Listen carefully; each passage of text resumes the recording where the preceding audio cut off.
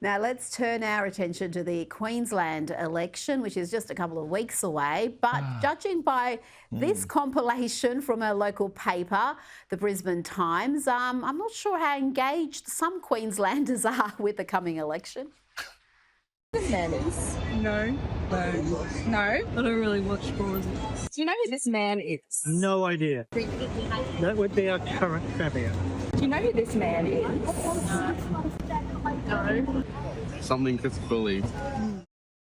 Gary, that was filmed just 22 days before the October 26 election.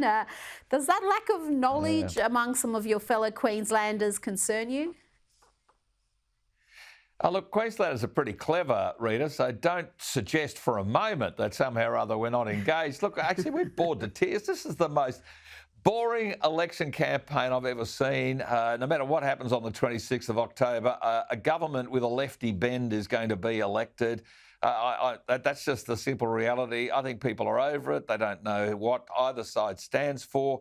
They're mumbling out policies here and slogans there.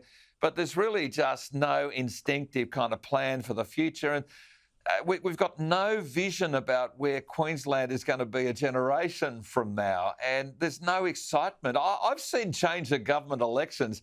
I'm not sure we're seeing one in Queensland right now, even though all the pundits say there's going to be a change of government. It's probably going to be a loveless landslide against Labor, but I think there's a bit of a lucky dip kind of outcome coming on the 26th of October. I'm actually terrified for the lack of interest that's there, but it's because the politicians aren't earning any interest, and their notoriety is, well, it's just terminally boring, Rita, which is kind of sad, really sad. You're right.